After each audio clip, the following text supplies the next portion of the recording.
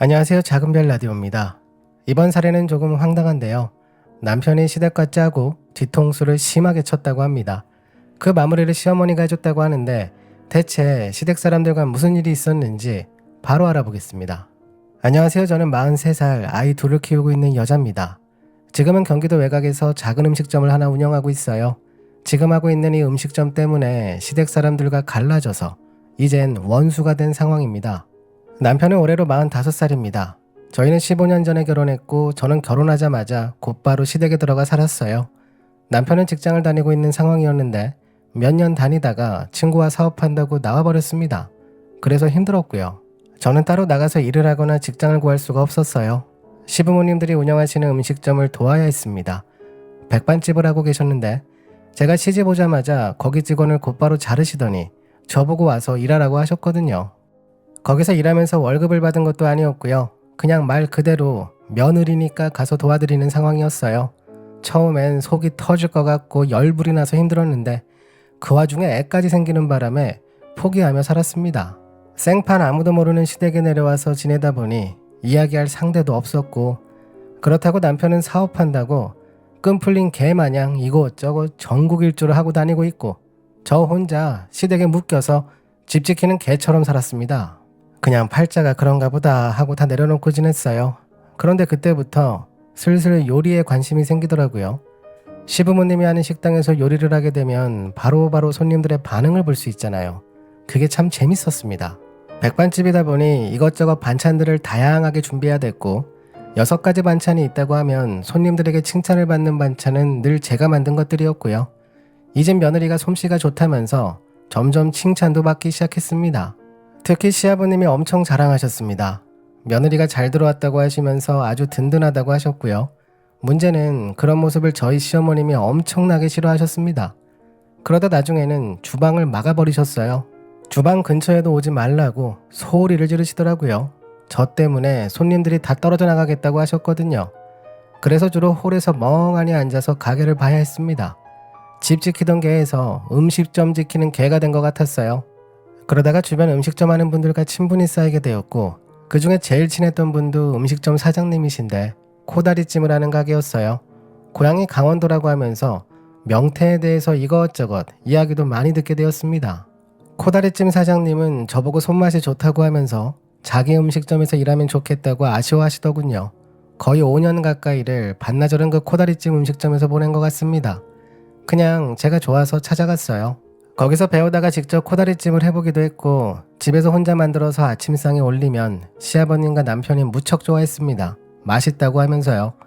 하지만 시어머님은 제가 만든 음식은 손도 대지 않으셨어요. 그러다 한 번은 제 남동생이 찾아온 적이 있었는데 그때 제가 그 코다리찜을 사줬거든요. 제 동생이 눈이 번쩍 하더니 이거 너무 맛이 좋다면서 계속 이것저것 코다리찜에 대해서 자세히 물어보기 시작했습니다. 제 남동생은 음식점을 운영하고 있었거든요. 아무래도 직업이 그렇다 보니 관심이 많은가 보다 싶었어요. 근데 그날 이후로도 계속 저에게 코다리찜에 대해서 물어보더라고요. 저보고 만들어 볼 수 있냐고 하면서요. 나중에는 하루 날 잡고 제가 직접 동생네 가게로 가서 코다리찜을 만들어주기도 했습니다. 지금 생각해보면 그때 거의 면접 같은 걸 본 것 같네요. 동생은 제가 만든 코다리찜을 먹자마자 눈빛이 또 바뀌었습니다.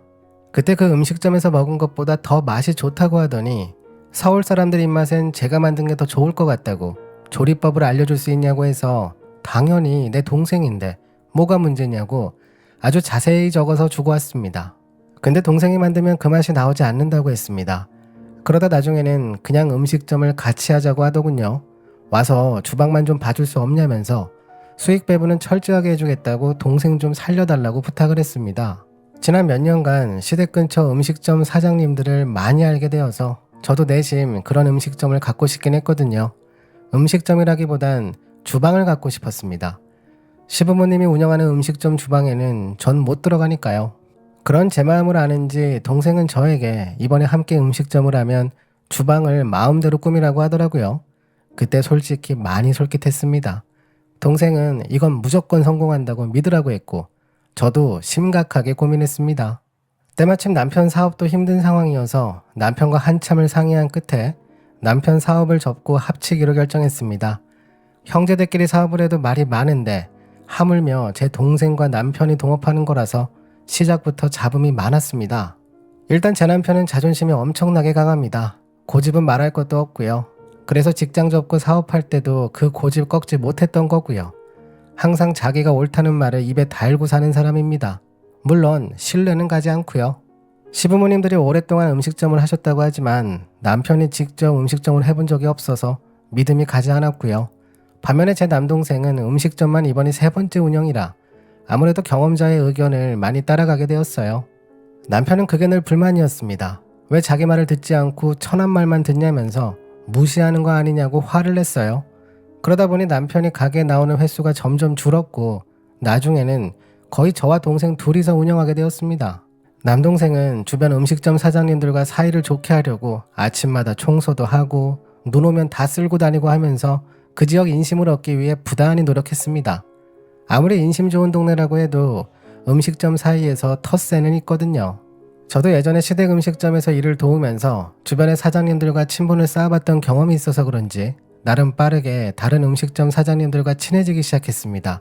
도와주러 가기도 많이 했고요. 게다가 예전에 친했던 코다리찜 사장님이 황태 거래처를 직접 소개까지 해주셔서 일이 더 수월하게 풀렸습니다. 그렇게 2년 넘도록 고생하니 자리가 잡히기 시작하더라고요.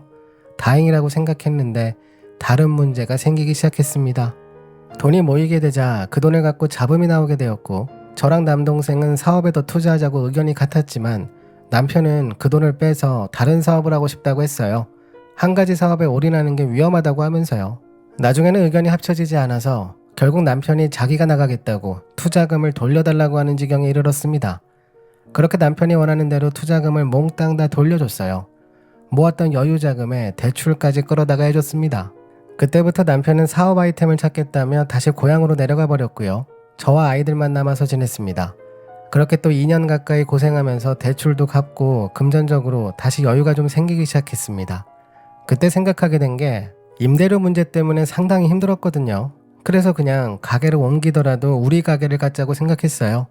조금 무리를 해서라도 이번에 옮기자고 했고 그래서 거의 1년 정도 더 모아서 가게로 옮기게 되었습니다. 처음엔 남편에게 부탁도 해보고 돈을 빌려달라고도 했는데 그때마다 자기도 사업한다고 매번 거절하더라고요. 나중에는 저와 제 동생의 살림을 합치고 집 하나를 팔고 정말 악착같이 그 작은 집에서 버티면서 결국 옮겼습니다. 그러던 어느 날 새로 옮긴 가게에 시어머님과 막내 신우가 찾아왔더라고요. 가게 구경 왔다며 이곳저곳을 관심 있게 살펴보더군요. 전 솔직히 뭔가 인정받은 것 같아서 내심 뿌듯하고 기분이 정말 좋았었습니다. 뭔가 좀 이상하긴 했지만 시어머님도 이젠 나를 인정해 주시나 싶어서 이것저것 알려드리고 그랬어요. 시댁 사람들에게 처음으로 인정받나 싶었는데 인정은 무슨 그거 다 염탐 온 거였습니다. 뒤통수 치려고요. 저희가 예전에 음식점 하던 곳은 카페가 들어왔고요. 그곳 바로 맞은편 건물에 새로 음식점이 하나 생기더라고요. 그래서 무슨 음식점인가 싶어서 찾아가 봤는데 그때 정말 기절할 뻔했습니다. 거기에 제 남편이 있더군요. 자기 투자금을 돌려달라고 새로운 사업하겠다고 하면 난리를 치고 거의 뺐다시피 해서 돈을 챙겨가더니 하겠다는 사업이 음식점이었습니다. 게다가 그 위치가 그 건물 맞은편이었고요. 심지어 메뉴도 같았어요. 그냥 남들이 보면 원래 하던 음식점을 새로 리모델링해서 길 건너편으로 옮긴 것처럼 보일 정도였어요. 거의 모든 부분을 다 비슷하게 만들었더라고요. 차려주는 기본 반찬부터 물컵 색깔까지 그냥 똑같았습니다. 그날 그 모습을 보고는 저는 길바닥에 주저앉았고요. 제 남동생이 찾아가서 이게 무슨 짓이냐고 가족끼리 서로 돕지는 못할 망정 죽이려고 작정했냐고 난리를 쳤고 남편은 그때마다 웃으며 자긴 떳떳하다고 하더군요. 가게는 막내 신우 이름으로 열었고 이번에도 남편은 동업하는 형식으로 들어갔더군요. 모든 게 똑같았습니다. 다만 막내 신우는 남편 말을 잘 듣고 무시하지 않겠죠. 남편이 차린 음식점 때문에 저희가 타격이 엄청 컸어요. 관할 관청에 가서 따져봐도 강제로 할 수 없다고 하고 따로 소송을 하라는데 그마저도 딱히 방법이 없었습니다. 그렇게 3개월을 지옥에서 살았습니다. 그때 스트레스를 너무 심하게 받아서 왼쪽 어금니까지 빠져버렸거든요. 정말 매일 찾아가 싸웠던 것 같아요. 어떻게 같은 가족끼리 심지어 내 남편이 그럴 수 있냐고 난리를 쳤고 남편은 계속 왜 예전에 자기를 무시했냐고 처남하고 둘이서 내 말을 무시하고 듣지 않아서 직접 차렸다면서 저보고 두고 보라고 자기가 옳았다는 걸 보여주겠다고 하더군요. 아니 우리가 한 걸 그대로 따라하는 주제에 뭘 보라고 하는 거냐고 저도 같이 되받아 쳐줬고요. 남편은 왜 또 무시하냐고 소리를 지르고 끝이 없었어요. 그렇게 저희 부부는 그 3개월 동안 매일같이 싸웠고 나중에는 결국 이혼했습니다. 이혼을 하게 된 이유가 남편이 저희 가게에 직접 찾아와서 난리를 쳤거든요. 아니 저보고 자기 가게에 와서 일을 하라는 거예요. 그 소리를 제 동생 앞에서 마치 들으라는 듯이 했습니다. 그래서 제가 굶어 죽으면 죽었지 거기 음식점에는 절대 갈 일 없다고 이참에 연을 끊자고 이혼하자고 했어요. 남편은 기다렸다는 듯이 그러자고 이혼하자 하더군요. 이혼까지 하게 되자 이젠 시댁 식구들이 아주 대놓고 올라와서 장사를 돕기 시작했습니다. 시어머님도 오셨어요. 막내 신우네도 온 가족이 다 와서 돕는 것 같았고요. 건너편에서 그렇게 하는 걸 보니 속이 뒤집어졌습니다.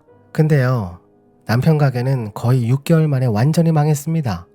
이번에도 느꼈지만 음식점 망하는 거 한순간이더라고요. 초반에는 저희가 했던 음식점인 줄 알고 사람들이 갔는데 그 맛이 같을 수가 없죠. 게다가 시어머니가 오셨잖아요. 예전에 지방에서 식당 운영할 때도 저랑 비교당하는 걸 그렇게 싫어하셨는데 제 음식을 따라하고 싶을까요? 남편이 예전에 사업한다며 끈 풀린 개 마냥 나가진해서 저랑 시어머니의 관계를 전혀 몰랐던 거죠. 그게 컸어요. 게다가 저희는 그 기간 동안 정말 더 악착같이 연구하고 노력했거든요. 특히 배달에 엄청 신경 썼습니다. 가게를 옮겨왔어도 전화번호는 그대로였거든요.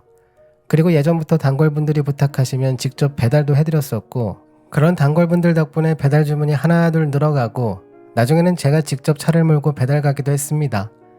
배달 나가는 음식에는 식당 할인권을 넣어서 거기에 바뀐 주소 약도까지 아주 자세히 손으로 적어서 붙였고요. 남편 음식점은 이제 완전히 신경 끄고 오로지 저희 음식점에만 몰두해서 아주 정신없이 했습니다. 그렇게 몇 달이 지나자 어느 날 10명이 넘는 손님들이 한 번에 우르르 들어오더라고요. 심지어 일행도 아닌데요. 그래서 무슨 일인가 하고 들어보니 남편 음식점에서 싸우고 왔다면서 맛이 너무 달라서 뭐라고 물어봤는데 주방에서 웬 할머니가 갑자기 뛰어나와서 욕을 하길래 먹다 말고 나와서 저희 가게를 찾았다고 하더라고요. 그냥 딱 들어봐도 시어머니 이야기 같았습니다. 자존심이 보통 강한 사람이 아니라서 기분이 많이 상했겠죠. 게다가 저랑 비교하니 오죽했을까요. 그러니 손님들에게 그 난리를 친 것 같았네요. 오랜만에 기분이 좋았습니다. 그날을 기점으로 손님들이 다시 점점 넘어오기 시작했어요. 입소문이 정말 무섭다는 걸 다시 한번 깨닫게 되었습니다. 한번 사람들에게 인식이 그렇게 박혀버리니 하루아침에 손님 발길이 끊겨버리더군요. 그게 음식점이 참 심합니다. 손님이 한번 줄기 시작하면 새로 오는 손님도 없거든요. 주로 음식점 주차장에 차가 많거나 홀에 손님이 많아야 새로운 손님도 늘어나기 마련인데 그게 줄어들기 시작하면 한 번에 절반 이하로 뚝 떨어집니다. 저희도 경험했었고요. 반면에 저희 음식점은 그때부터 손님이 늘기 시작해서 예전보다 많은 분들이 찾아주셨고 배달까지 늘어나서 정신없이 보내고 있었습니다. 그러다 보니 남편의 음식점은 완전히 잊고 지냈어요. 얼굴도 아예 잊고 살았습니다. 그러다 어느 날 막내 신우가 찾아왔습니다. 그때가 가게 마감 준비하는 시간이었거든요. 불쑥 찾아와서는 바닥에 주저앉아서 통곡을 하더라고요. 음식점이 망하게 생겼다고 좀 도와달라고 하길래 정말 어이가 없었네요. 신우 남편 쪽에서 돈을 엄청 끌어다가 와서 했는데 지금 손님이 아예 없다고 저에게 음식을 알려달라고 했습니다. 제 남동생과 올케는 예전 자기 모습이 생각났는지 저보러 조금 알려주라고 이야기했지만 제가 단칼에 잘랐습니다. 우린 더 심하게 겪었고 아직까지도 빚 갚느라 단칸방에서 7명이 서로 딱 붙어 지내고 있다고 당장 나가라고 했어요. 계속 저보고 언니 하길래 내가 왜 그쪽 언니냐고 호칭 똑바로 하라고 소리를 질러줬습니다. 그리고 다음날 이젠 전남편까지 찾아와서 난리를 치기 시작했습니다. 갑자기 찾아와서 저보고 경찰에 신고한다고 하더군요. 그날도 손님이 8명 정도가 우르르 몰려왔었는데 그리고 10분 정도 지나자 제 전남편이 들어왔습니다. 대뜸 소리를 지르며 들어오더니 왜 자기 가게 손님들을 다 뺏어가냐고 무슨 소문을 퍼뜨리냐고 하더군요. 그래서 저도 똑같이 웃어주며 우린 당당하다고 그럼 신고를 하던가 고소를 하던가 마음대로 하라고 해줬습니다. 그러자 전남편은 끝까지 자기를 무시한다고 길길이 뛰더니 가게 입구에 있는 의자며 테이블을 발로 차고 던지더군요. 그 난리를 쳐서 경찰까지 부르게 되었고요. 덕분에 저희 가게 테이블들을 싹 바꿨습니다. 리모델링을 해주더라고요. 리모델링 값을 줘서 열이 받았는지 이젠 시어머니까지 찾아와서 뭐라 소리를 지르길래 제가 국자 들고 쫓아가서 한마디 해줬습니다. 음식 장사를 잘하고 싶으면 여기 와서 이럴 시간에 요리 연습을 더 하라고 소리를 질렀어요. 그러자 이젠 저를 칠기세로 달려들길래 한번 해보라고 이번 기회에 내 어금니도 공짜로 리모델링 한번 해보자고 더 달려들었습니다. 그러니 꼼짝도 못하고 노려만 보다가 가더라고요. 그날부터 저도 칼을 갈기 시작했습니다. 이번 기회에 그 음식점의 씨를 완전히 말려버리기로 작정했습니다. 그래서 기간 한정으로 냉면을 추가했어요. 오는 사람들에게 냉면을 공짜로 디저트로 제공한다고 현수막을 걸었고 반응은 정말 폭발적이었습니다. 그렇게 딱 2달 뒤 여름이 끝난과 동시에 남편이 차린 음식점은 완전히 문을 닫았습니다. 그리고 가게 입구에는 점포 임대라는 종이가 크게 붙어 있었고요. 어느 날부터 장사를 접어버렸다고 소문만 들리더라고요. 그날 이후로 시댁 쪽에서 연락 한번 오지 않습니다. 아이들 안 부려먹거나 그런 것도 없고요. 그냥 남입니다. 최근 막내 신우가 몇 번 찾아오긴 했었는데 올 때마다 어찌나 통곡을 하는지 나중에 또 오면 신고하려고요. 이번에 사업 망하고 이혼까지 당했다면서 가게 입구에 서서 계속 울다가 갑니다. 그래서 그때 이야기를 좀 들었는데 이번에 크게 망해서 다 철수해버리고 지방에 내려가서 원래 하던 백반집을 한다고 하네요. 그래서 막내 신우가 그 백반집 같이 하자고 했는데 전 남편이 왜 같이 하냐고 망하기 싫다고 잘랐다네요. 그것 때문에 저를 찾아와서 가게 입구에서 그렇게 울고 있는 거랍니다. 자기 오빠한테 뒤통수 맞았다면서요. 이제 보니까 뒤통수 치는 사람은 그게 마누라든 혈육이든 가리지 않는 것 같습니다. 이혼하길 정말 잘한 것 같아요. 다시는 그쪽 사람들하고 엮이는 일 절대 없습니다. 아무리 딱하다고 해도 2번 당할 일은 없습니다.